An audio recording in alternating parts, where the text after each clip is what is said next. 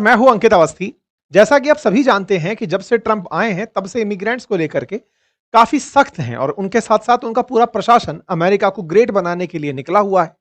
America को great बनाते बनाते अमेरिका में जो अवैध तरीके से भारत से गए हुए या दुनिया में किसी भी देश से गए हुए लोग हैं, उनके खिलाफ वो काफी सख्त रहे हैं। ऐसे में इलीगल इमिग्रेंट्स की कुछ ऐसी तस्वीरें पब्लिक में हमेशा हमें देखी गई हैं, जो कि भारतीयों के लिए और दुनिया भर के उन तमाम देशों के लिए जो कि अमेरिका से कहीं ना कहीं पीछे हैं, उन्हें आईना दिखाती हुई दिखती हैं। आपने बहुत सी तस्वीरें ऐसी देखी होंगी जिसमें कि इस तरह से इमिग्रेंट्स को पैरों में बेड़ियां डाल करके हवाई जहाज में भर करके निकाला गया है। ट्रंप जब से चुनाव में उतरे थे तब से यही कह रहे थे कि मैं इमिग्रेंट्स को बाहर निकाल दूंगा, अमेरिका को ग्रेट बनाऊंगा, और अमेरिकियों को यह विश्वास दिलाते हुए बढ़ रहे थे कि अमेरिका केवल अमेरिकियों का है, कोई भी अवैध रूप से आकर के यहां नहीं बस सकता। हालांकि उनका अवैध और वैध एक तरह ही साउंड हो रहा था। वो केवल अमेरिका अमेरिकियों के लिए है इस नारे को प्रमोट करते जा रहे थे। ऐसे में वो लोग जो कभी भारत से जाकर के या दुनिया के किसी और देश से जाकर अमेरिका में बसे हों और बस करके अमेरिकी नागरिकता ले लिए हों, उन्हें भी फिलहाल ट्रंप प्रशासन के दौर में बड़ा ही दोयम दर्जे का फीलिंग आ रहा है। उन्हें लग रहा है कि हम लोगों को वो इज्जत नहीं है जो अमेरिका में ही जन्मे अमेरिकियों को है, और ज्यादा आसान करूं तो अमेरिका में जन्मे गोरों को है, या फिर और ज्यादा आसान करूं तो अमेरिका में जन्मे गोरे क्रिश्चियंस को है। कहानी मैंने क्रिश्चियंस तक क्यों पहुंचाई? क्योंकि ट्रंप ने कहीं ना कहीं दुनिया के दिमाग में यह बिठा दिया है कि अमेरिका अमेरिकियों का है और वो जो ईसाई हैं यानी कि जो क्रिश्चियंस हैं। हालांकि पब्लिकली, क्योंकि दुनिया में अमेरिका खुद को freedom of religious religious freedom के लिए दिखाता आया है कि हमारे यहां पर रिलीजियस फ्रीडम है, तो खुद को जब इस तरह से प्रेजेंट करते हैं तो वो ये बोल नहीं सकते ओपनली कि हम चर्च को चाहते हैं। लेकिन ट्रंप और जेडी वेंस ने अपने कई कार्यों से, विशेष रूप से चार्ली कर्क जैसे लोगों को प्रमोट करके ये सिद्ध करने का प्रयास किया कि अमेरिका चर्च मानने वाले या फिर ईसाई धर्म मानने वाले अमेरिकियों का है और गोरे रंग के श्वेत अमेरिकियों का है। बस इसी से आज का सेशन हमारा जुड़ा है। जुड़ा क्यों है? अमेरिकी उपराष्ट्रपति जेडी वेंस, जो कि संभावित है कि 2028 में जब राष्ट्रपति चुनाव हो तो वो ट्रंप के, क्योंकि ट्रंप केवल 2 ही बार चुनाव लड़ पाएंगे, तो जेडी वेंस हो सकता है राष्ट्रपति पद के लिए कंटेस्ट करें। जेडी वेंस की जो धर्मपत्नी है उनका नाम है उषा वेंस। उषा वेंस हिंदू हैं। उनके पिताजी माताजी भारत से बिलोंग करते हैं, यानी कि उनकी जो रूट्स हैं वो इंडियन कल्चर से हैं, हिंदू बिलीफ से हैं। ऐसे में इनका ईसाई होना और इनकी पत्नी का हिंदू होना, इनसे एक सवाल के दौरान कन्फ्रंट कर लिया गया। ये मिसिसिपी यूनिवर्सिटी के अंदर कहीं भाषण देने गए थे। वेंस से इनके धर्म के बारे में पूछा गया और इनकी पत्नी के धर्म के बारे में पूछा गया। जब इनका जवाब आया तो वो थोड़ा-सा उषा को या उषा वेंस को नीचा दिखाने जैसा था। इनके जवाब में एक भाव निकल कर आया कि जेडी वेंस कहीं न कहीं चाहते हैं कि उनकी पत्नी भी ईसाई बन जाए। अभी ये दोनों इंटरफेथ रखते हैं, अर्थात जेडी वेंस अपना धर्म मानते हैं, उषा अपना धर्म मानती हैं।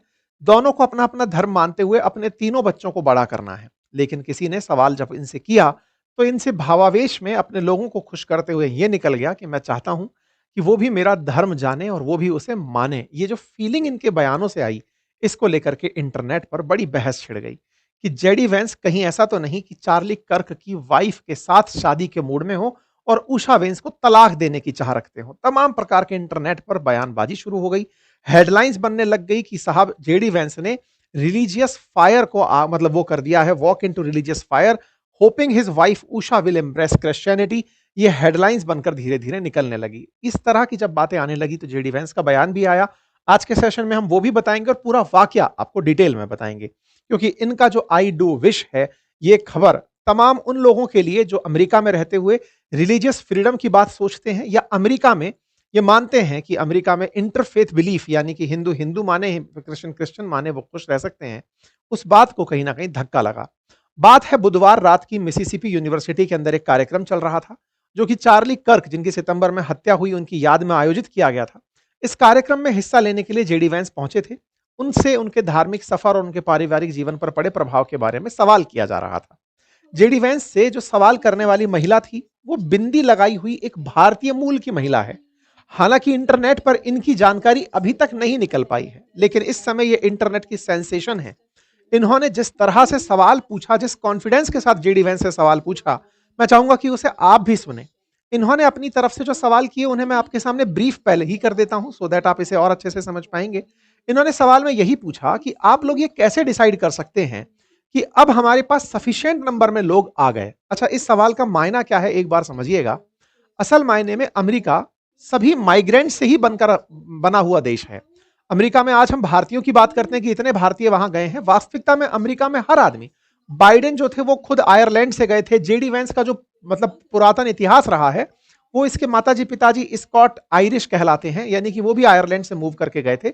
नेटिव अमेरिकन जो थे वो तो मतलब रेड इंडियंस थे एक तरीके से, उनको तो इन लोगों ने भगा दिया है। जो गोरी चमड़ी वाले ये लोग गए हैं, ये तो यूरोप से माइग्रेट होकर के वहां पहुंचे हैं, लेकिन हाँ, ये समय से पहुंच गए तो खुद को ज्यादा अमेरिकी मानते हैं। तो इस महिला ने सवाल यही पूछा कि अंतर सिर्फ इतना है आप में और आपकी पत्नी में, या आप में और औरों में जिनके खिलाफ आपकी पॉलिसीज हैं, कि आप पहले आ गए, आपके कई दशक पहले आप लोग आ गए और कुछ लोग कुछ पीढ़ियों पहले आए हैं।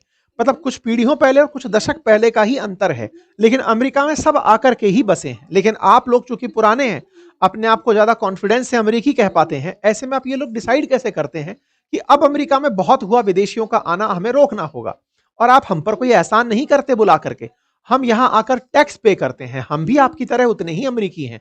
अमेरिका में जैसे और अमेरिकी आए हुए हैं, ऐसे ही हम आए हुए हैं, लेकिन आपने पहले आकर कब्जा कर लिया, बस आपको यह लगता है कि अब आप ज्यादा अमेरिकी हैं। आप क्या टैक्स लेंगे, हम वो टैक्स पे करते हैं। अमेरिका को ग्रेट बनाने में और अमेरिका को ग्रेट चाहने में हम भी उतना ही सोचते हैं। इसके साथ साथ आपके जितने भी थॉट्स प्रोसेस हैं, उनमें इन्होंने कहा कि आप इलीगल इमिग्रेंट्स को बाहर निकालने के लिए बयानबाजी तो करते हैं, लेकिन उसका असर असल मायने में लीगल तरीके से आए हुए लोगों पर भी पड़ता है। आप जिस तरह से लोगों को उकसाते हैं कि मेक अमेरिका ग्रेट अगेन और अमेरिका फॉर क्रिश्चियंस, इनडायरेक्टली जो छुपा हुआ बात है, वो आप तो कुल बिल्कुल इस तरह से करते हैं। ये बिल्कुल वैसे ही है जैसे प्रधानमंत्री मोदी कभी इस बयान को नहीं देते कि भारत केवल हिंदुओं का है, लेकिन उनके साथ में जो आइडियोलॉजी साझा करने वाले लोग हैं, या जिस विचारधारा से वो बिलोंग करते हैं, जिस तरह से आरएसएस के वो लंबे समय तक वो रहे हैं, तो उनसे पूरी दुनिया को जो संदेश जाता है वो यही जाता है कि भारत के अंदर एक हिंदू बिलीफ में, मतलब हिंदुइज्म में बिलीफ रखने वाली पार्टी का शासन है। बिल्कुल वैसे ही जेडी वेंस जो है वो अपने बारे में, या फिर कहिए तो ट्रंप जो है वो अपने बारे में अमेरिका में ये संदेश प्रचारित करने में कामयाब हो गए कि हम रिलीजियस फ्रीडम की बात तो करते हैं, लेकिन रिलीजियस फ्रीडम के साथ साथ हमारे देश के अंदर क्रिश्चियनिटी फ्लरिश करे, ये हम चाहते हैं। ये इन बयान में से कहीं ना कहीं निकल आया। And tell us we don't belong here anymore. So, and one more thing, I'm sorry. One more thing. Do Sure. you have to There's be a lot there. I don't know if I'm going to remember all this, but Yeah, I will try. I'm sorry. I'm sorry. I had to say all of this and please. हालांकि जिस तरह के इनके सवाल हैं वो सुनने में बहुत आनंद आ रहा होगा, मैंने फिर भी थोड़ा थोड़ा सा तेजी से आपके सामने रख दिया है, फुर्सत से आप देख लीजिएगा। हमने ट्विटर हैंडल पर भी इसे डाला हुआ है। महिला इनसे बार बार यही पूछ रही थी कि आप एक बात बताइए, अपने परिवार में आप 3 बच्चों को बड़ा कैसे कर रहे हैं? आपके 3 बच्चे हैं, उनका बिलीफ क्या है? तो इन्होंने कहा कि मैं उन्हें क्रिश्चियनिटी पढ़ाता हूँ, क्रिश्चियनिटी बनाने के लिए ले जाता हूँ। तारीफ में इन्होंने हालांकि पहले ये कह रखा है कि इनकी जब वाइफ इनसे मिली थी, येल यूनिवर्सिटी के अंदर दोनों साथ में पढ़ा करते थे, उस समय तक वो हिंदू थी, लेकिन ये खुद जेडी वेंस जो थे, ये खुद उस समय पर नास्तिक हुआ करते थे। नास्तिक से आस्तिक बनाने में इनकी वाइफ ने इनकी मदद करी थी।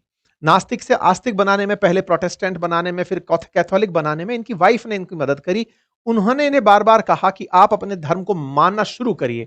लेकिन आज जब ये इस तरह के बयान में फंसे, तो इनसे कई तरह के प्रश्न होने लगे कि आप अपनी वाइफ से ये अपेक्षा क्यों रखते हैं कि वो भी आपके ही धर्म में बिलीव करने लगे। क्योंकि जिस तरह के प्रश्न का ये आंसर करते जा रहे थे, इनसे सवाल बढ़ते चले जा रहे थे। इनसे पूछा जा रहा था कि फिर बताइए कि आप अपनी वाइफ के बारे में कैसा धर्म सोचते हैं?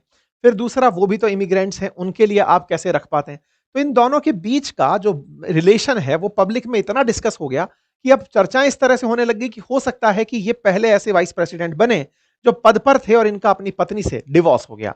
क्योंकि कहीं ना कहीं जो ट्रंप और ट्रंप का प्रशासन है वो अपने आप को मोर क्रिश्चियन दिखाने पर लगा हुआ है, चर्च में बिलीव करने वाला लगा हुआ है, और ऐसे में इनकी वाइफ इनके इस पॉलिटिकल आइडियोलॉजी के थोड़ा सा खिलाफ साउंड होती हैं, क्योंकि इनकी वाइफ हिंदू धर्म को मानती हैं और क्रिश्चियनिटी का इनके यहां पर फिलहाल बोलाबाला चल रहा है।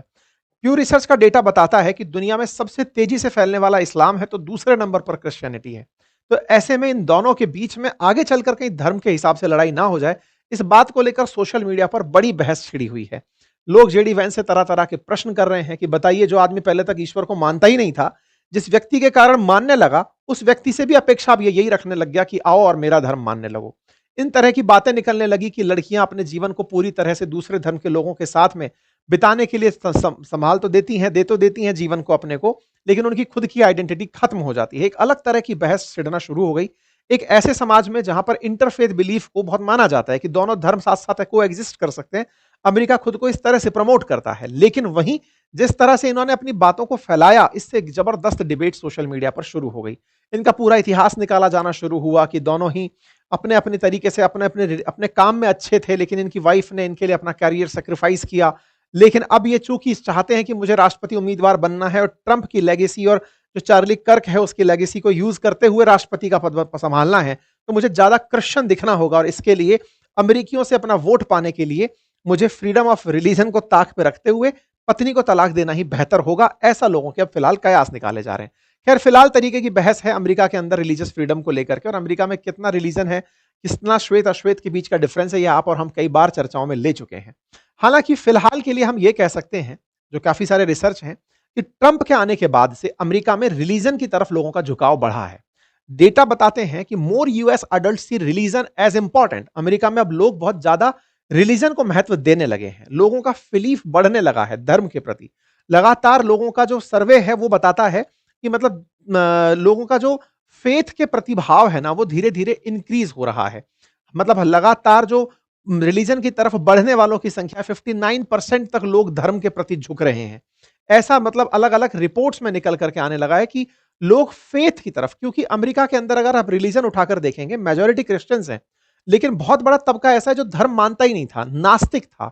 नास्तिक को भी अब आस्तिक बनाने में ट्रंप का शासन बहुत काम आ रहा है। प्यू रिसर्च का डेटा अपने आप में इस बात को सजेस्ट करता है कि यहां पर पहले तक जो लोगों का जो धर्म मानने का सिस्टम था उसमें बदलाव आया है।